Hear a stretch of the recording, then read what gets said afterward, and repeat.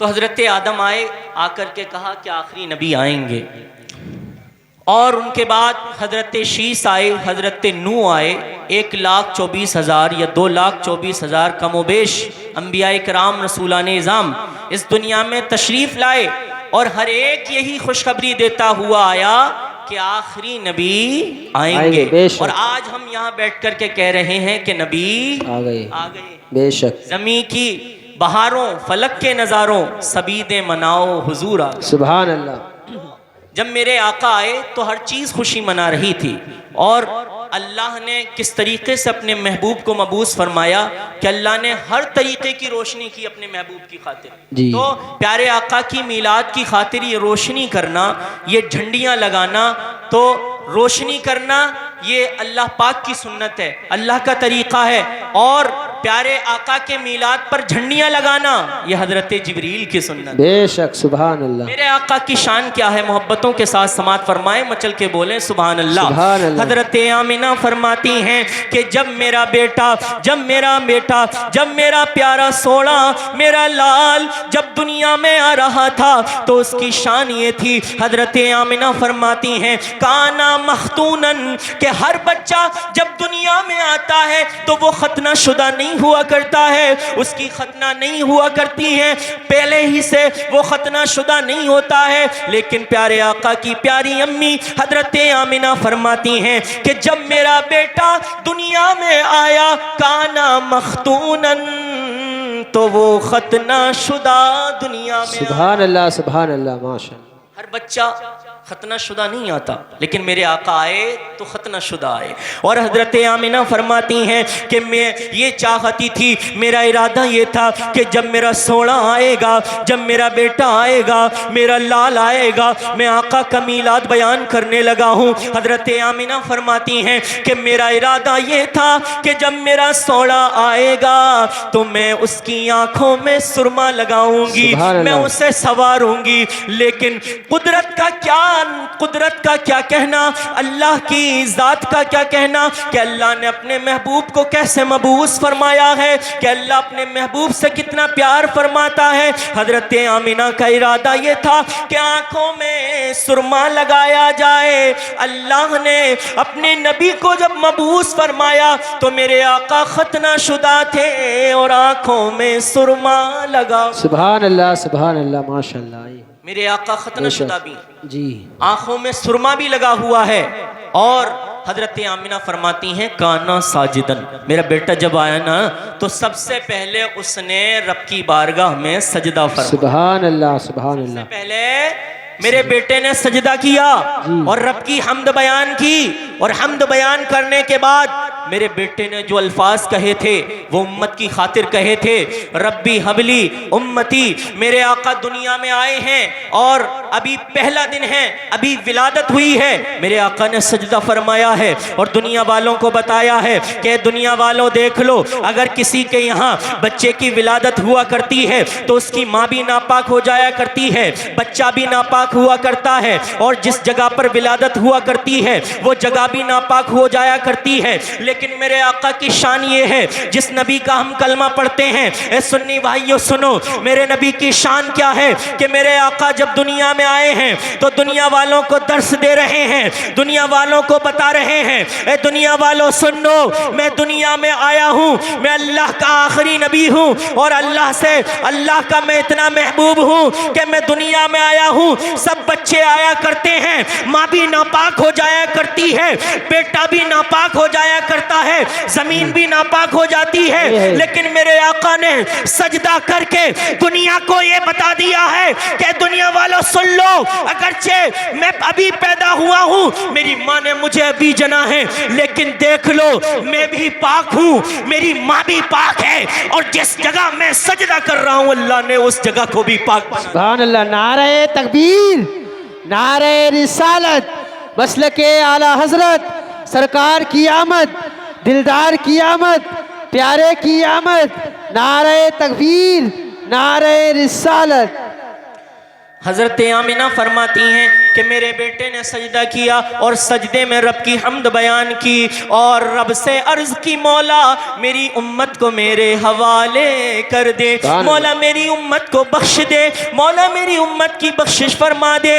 तो अब आपको तवज्जो करने की जरूरत है कि जो नबी दुनिया में आया है और अभी विलादत हुई है और अभी बिल्कुल उसकी माँ ने उसे जना है, मेरे आका का पहला दिन है, विलादत हुई है, रब की बारगाह में सजदा किया है, रब की हम्द बयान की है, लेकिन मेरे आका ने अपनी उम्मत को नहीं भूला है। मेरे आका अपनी उम्मत को नहीं भूले हैं, बल्कि पहले दिन में ही अपनी उम्मत को याद कर रहे हैं। तो तवज्जो को करीब करना प्यारे, कि जब प्यारे आका ने दुनिया में आकर के ही अपने उम्मती को याद किया है, तो जब जब आका का मीलाद आए, ये हर उम्मती पर प्यारे आका का एहसान है कि उसे प्यारे आका का जिक्र करना चाहिए, प्यारे आका की मीलाद को सजाना चाहिए, जश्न ईद मीलादुन नबी की रौनकों से उसे सरफराज होना चाहिए और अल्लाह के प्यारे नबी की मीलाद पर उसे जश्न मनाना चाहिए। यकीनन जो प्यारे आका की विलादत पर जश्न मनाता है वो एहसान का बदला चुका देता है, और जो प्यारे आका की मीलाद पर जश्न नहीं मनाता वो एहसान फरामोशी करता है। हलाली वही है जो प्यारे आका के एहसान को याद रखे, और जो प्यारे आका के एहसान को याद रखे वो हलाली नहीं हो सकता। हम तो ये कहा करते हैं, हश्र तक डालेंगे हम पैदाइशे मौला की धूम, बिस्ले फारस नजद के किले गिरा दे। सुभान अल्लाह माशाअल्लाह, ये है सुभान अल्लाह, वाह वाह वाह वाह। अगर एहसान का शुक्रिया अदा करना है तो हमें भी प्यारे आका का जिक्र करना होगा, प्यारे आका का जिक्र करना होगा। वैसे तो मेरे आका के जिक्र की शान ये है कि इमाम इश्क व मोहब्बत आला हज़रत इरशाद फरमाते हैं, मिट गए मिटते हैं मिट जाएंगे आदा तेरे, या रसूल अल्लाह मिट गए मिटते हैं मिट जाएंगे आदा तेरे, और ना मिटा है ना मिटेगा कभी चर्चा। सुभान अल्लाह, बेशक मेरे आका की शान तो ये है कि मेरे आका का चर्चा किसी के घटाने से, किसी के ना करने से कम नहीं हो सकता, घट नहीं सकता। ये तो हमारी खुशनसीबी है कि हम प्यारे आका का मीलाद यहाँ पर मना रहे हैं। बस मैं आखिरी बात की तरफ चलता हूँ, उसके बाद अपनी गुफ्तगू को ख़त्म करता हूँ। अच्छा, कुछ लोग शिरको बिदात के फतवे लगाते हैं नबी की मीलाद पर, इस पर एक दलील दे दूं बहुत अच्छी, उसके बाद बात खत्म।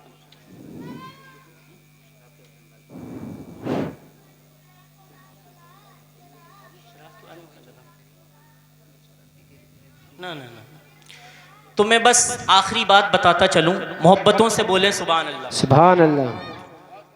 तो प्यारे आका के मीलाद पर कैसे फतवे लगाते हैं?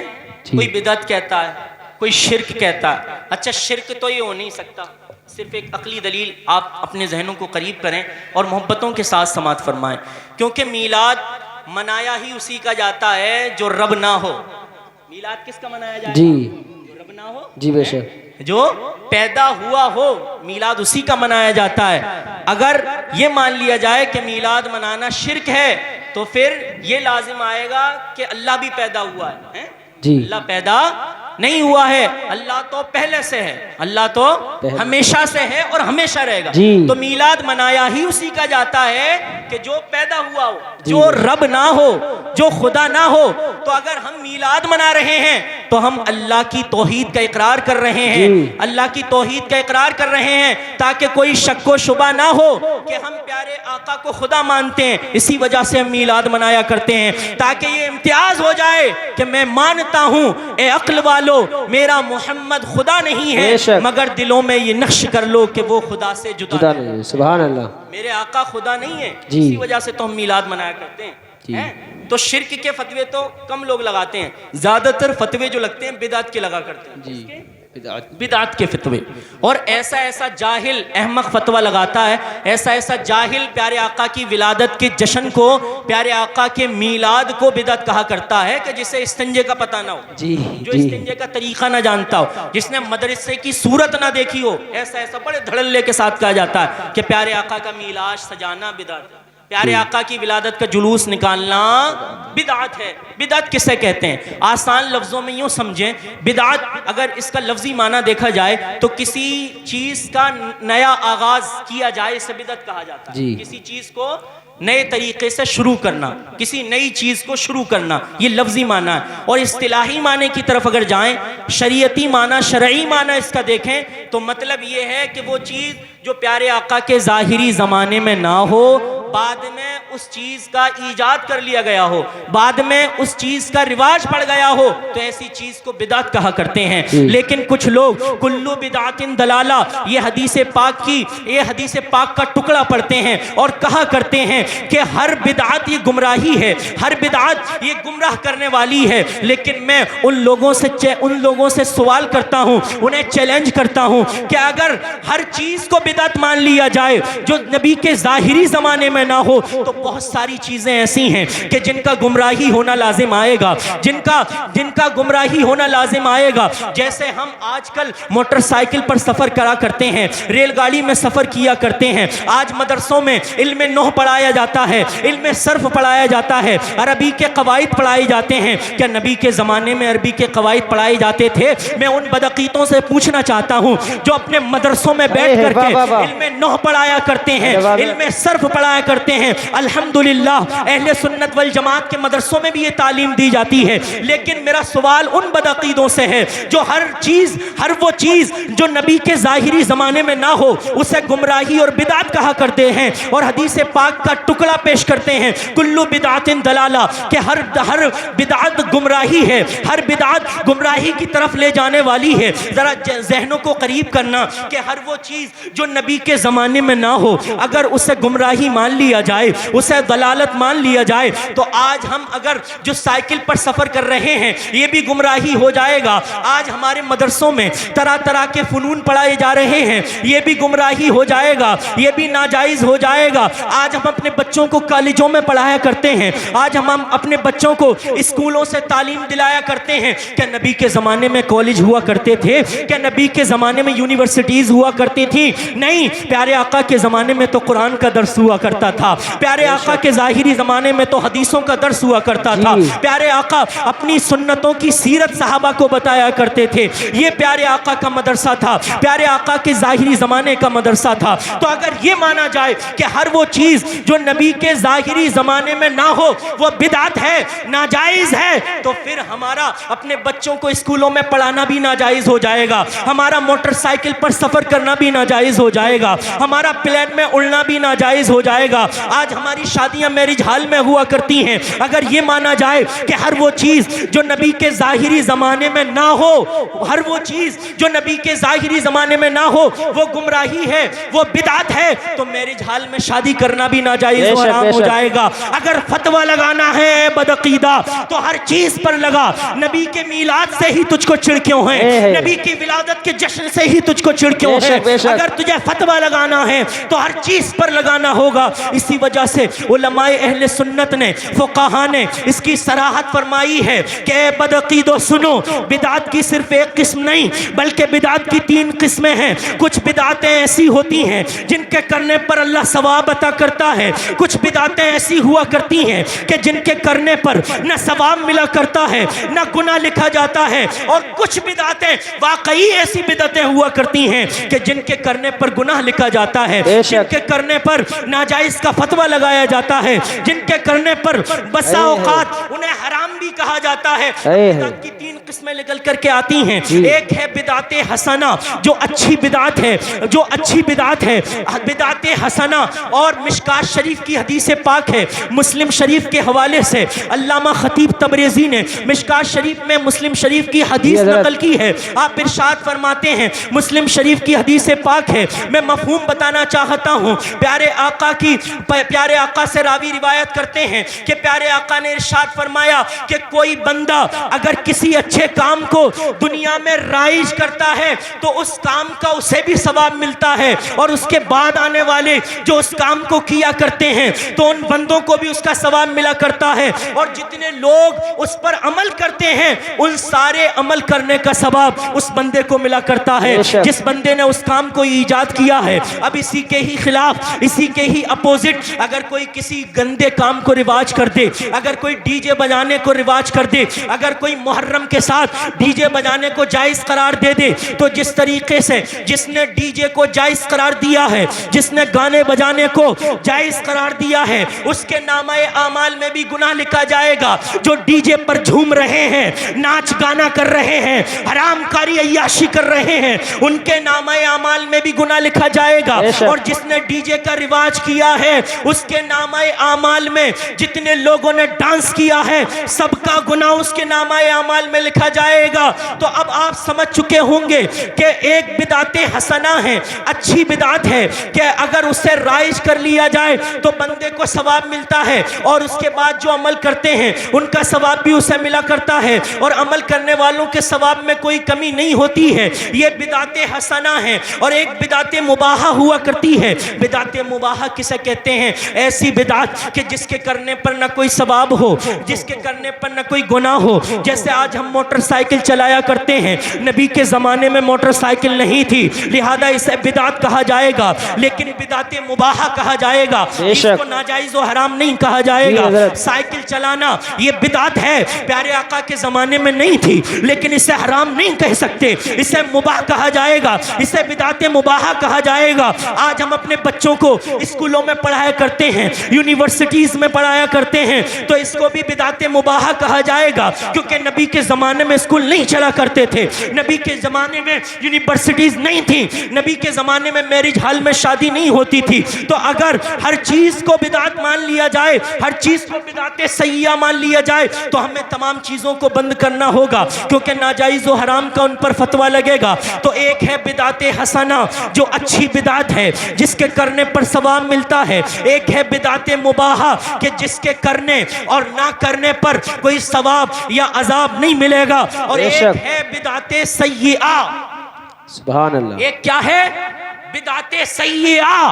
ये वाकई वो बिदात है कि जिसके करने पर अजाब लिखा जाता है, जिसके करने पर इंसान के नामाए अमाल में गुनाह लिखा जाता है। जैसे मैंने अभी मुहर्रम की मिसाल दी थी, मुहर्रम में ताजियादारी ढोल ताशे के साथ अगर बजाई जाए ना, ढोल ताशे के साथ अगर निकाली जाए, तो वाकई ये बिदाते सय्या है। डीजे बजाने पर गुनाह लिखा जाएगा, उस बंदे के नामाए अमाल में भी गुनाह लिखा जाएगा जिसने डीजे बजवाए हैं, और जो उस पर झूमे हैं, नाचे हैं, उन्हें भी गुनाह मिलेगा। और उन तमाम लोगों का गुनाह उसके नामाए आमाल में ट्रांसफर होगा कि जिसने डीजे बजवाए हैं। तो कहने का मकसद और मतलब ये है, मैं अपनी गुफ्तगू के इख्तिताम की तरफ आता हूँ कि हर वो चीज़ जो नबी के ज़ाहिरी ज़माने में ना हो, उसे नाजायज़ और हराम नहीं कह सकते, वरना तो बहुत सारी चीज़ें नाजायज़ और हराम हो जाएंगी। अब मैं उन लोगों से पूछना चाहता हूँ जो लोग ये कहा करते हैं कि हर वो चीज़ जो नबी के ज़ाहिरी ज़माने में ना हो वो नाजायज़ और हराम है, तो फिर काहे तू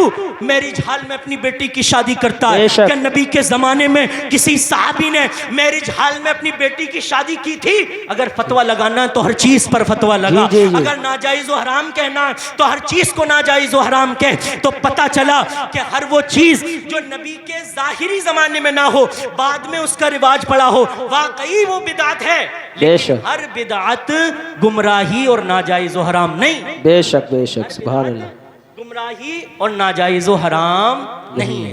तो अगर जुलूस मोहम्मदी का बाद में रिवाज पड़ा प्यारे आका के ज़ाहिरी ज़माने के बाद, या जश्न ईद मीलादुन नबी का मान लें, सपोज हम मान लें, फ़र्ज कर लें, वरना तो बहुत सारी हदीसें शाहिद हैं, कुरानी आयतों से इस्तिदलाल हो सकता है कि प्यारे आका की विलादत पर जश्न मनाना ये कुरान से भी साबित है और हदीस पाक से भी साबित है। प्यारे आका की बारगाह में हज़रत हस्सान आते थे और नातें सुनाया करते थे। प्यारे आका इतना पसंद फरमाते थे कि अपनी मुज़म्मिल वाली चादर जो प्यारे आका को सबसे प्यारी थी, प्यारे आका उसे उतार देते थे अपने कांधे मुबारक से, और उस पर हज़रत हस्सान को खड़ा करते थे, और आप इरशाद फरमाया करते थे, ए हस्सान इस पर खड़े हो जाओ और हमारी नात बयान करो। हमारी चादर पर खड़े हो जाओ, हमारी तारीफ और तौसीफ बयान करो। तो अगर मीलाद मनाना, नबी की नातें पढ़ना, नबी की विलादत का जश्न मनाना अगर ये बुरी बात होता तो प्यारे आका हजरत हसन को रोक देते और जी। इरशाद फरमाते, हसन क्या कर रहे हो तुम, मेरी तारीफ व तौसीफ क्यों कर रहे हो, मुझे नाते क्यों सुना रहे हो। प्यारे आका ने जब हजरत हसन से अपना मीलाद सुना है तो हम आज गुलामाने रसूल, अगरचे हम सहाबी नहीं, हम प्यारे आका के बाद में आए हैं, लेकिन ये जज्बा रखते हैं, ये इश्क रखते हैं, ये अपने दिल में मोहब्बत रखते हैं कि हम प्यारे आका का जश्न मिलादत हर साल मनाते रहेंगे और ये नारा लगाते रहेंगे कि हर साल हम प्यारे आका की विलादत का जश्न मनाते रहेंगे और ये नारा लगाते रहेंगे, खाक हो जाएं अदू जलकर मगर हम तो रजा, दम में जब तक दम है जिक्र उनका सुनाते। सुभान अल्लाह, सुभान अल्लाह। तो पता चला कि हर वो चीज जो नबी के जमाने में ना हो वो बिदात तो है, बिदात तो है, क्योंकि नबी के जाहिरी जमाने में नहीं, बिदात कहा जाएगा, लेकिन हर बिदात गुमराही, हर बिदात नाजायज व हराम नहीं है, वरना तो फिर तेरा चाइनीज फूड खाना भी हराम हो जाएगा। नबी के जमाने में चाइनीज फूड चला करते थे, नहीं चलते थे, तो अगर फतवा लगाना, हर चीज पर फतवा लगाना होगा, तो पता चला उलमाए अहले सुन्नत ने इसकी सराहत फरमाई, फुक़हा ने इस हदीस पाक की सराहत की कि हर वो चीज जो नबी के जाहिरी जमाने में ना हो बिदात तो है वो, लेकिन कुछ बिदातें अच्छी हैं और कुछ बिदातें वाकई ऐसी हैं जो जहन्नम में ले जाने वाली हैं और उनके करने पर उस बंदे के नामे आमाल में गुनाह लिखा जाता है। अच्छा, बिदात हसना की एक मिसाल, उसके बाद मैं अपनी बात को ख़त्म करता हूँ। हज़रत उमर रदी अल्लाह ताला अन्हु ने 20 रकत तरावी का इनेकाद फरमाया है। जो तरावी जो होती हैं ये हज़रत उमर ने इसको इनेकाद किया, इसकी शुरुआत हज़रत उमर ने की और जब इनेकाद हो चुका तो हज़रत उमर ने फरमाया, नेअमल बिदातो हाज़िही, क्या ही अच्छी बिदात है, बेशक, सुभान क्या ही अच्छी बिदात है, क्योंकि नबी के ज़ाहिरी ज़माने में नहीं थी। हज़रत उमर ने उसका आगाज़ किया, फिर फरमाया क्या ही अच्छी बिदात है। तो इससे ये पता चलता है कि हज़रत उमर ने जब ये कहा है क्या ही अच्छी बिदात है, तो पता ये चला कि हर वो चीज़ जो नबी के ज़ाहिरी ज़माने में ना हो वो बिदात तो है, लेकिन कुछ बिदातें ऐसी हैं जिन्हें बिदाते हसना कहा जाता है, जिनके करने पर बंदे को सवाब मिला करता है। कुछ बिदातें ऐसी हैं कि जिनके करने पर न सवाब मिलता है न गुनाह मिला करता है, जैसे हमारा मोटरसाइकिल चलाना, नबी के ज़ाहिरी ज़माने में नहीं थी मोटरसाइकिल, और कुछ बिदातें ऐसी हैं कि जिसके करने पर वाकई गुनाह मिला करता है, जैसे ताजिया दारी में ढोल ताशे बजाना है। तो बात समझ में आई? अब अगर कोई तुमसे कहे कि नबी का मीलाद मनाना ये बिदात है, तो उसे आप बता सकते हैं कि सुन, बिदात की 3 किस्में। अगर तू कुरानी आयतों को नहीं मानता, हदीसों को नहीं मानता, तो तू हमसे फ़िक़ा में ही बहस कर ले कि फ़िक़ा में तीन मिशकात शरीफ के हवाले से बता रहा हूं कि फ़िक़ा में बिदात की 3 किस्में बयान की गई, 3 किस्में बिदात की बयान की गई हैं। हदीसें अगर तू नहीं मानता, कुरान को अगर नहीं मानता, तो इसी बात की तरफ आ जा, हम तुझे अकली दलील देते हैं, अकली दलील। अक्ल से ही सोच ले कि हर वो चीज़ जो नबी के ज़ाहिरी ज़माने में ना हो उसे नाजायज़ व हराम मान लिया जाए, तो बहुत सारी चीज़ें नाजायज़ व हराम हो जाएंगी जिन्हें तू किया करता है, जिन्हें तू बड़े धड़ल्ले के साथ किया करता है, सब नाजायज़ व हराम हो जाएगा। अल्लाह रब्बुल इज़्ज़त की बारगाह में दुआ है कि हमें कहने और सुनने से ज़्यादा अमल करने की तौफीक अता फरमाए और हर साल हमें इसी तौफीक के साथ जश्न ईद मिलादुन नबी सजाने और बसाने की तौफीक अता फरमाए। एक मरतबा कलमे तय्यबा पढ़ लें, ला इलाहा इल्लल्लाहु मुहम्मदुर रसूलुल्लाह। मेरे कहने में, आपके सुनने में जो गलतियाँ खामियाँ हुई हों, सबक़त लिसानी की वजह से कोई जुमला अगर गलत हुआ हो तो उलमा को गवाह बनाकर, आप सामीन को गवाह बनाकर मैं अल्लाह रब्बुल इज़्ज़त की बारगाह में तौबा करता हूँ। अस्तग़फिरुल्लाह रब्बी मिन कुल्लि ज़म्बिन व अतूबु इलैह व आखिरु दावाना अनिल हम्दुलिल्लाहि रब्बिल आलमीन। अस्सलामु अलैकुम व रहमतुल्लाह।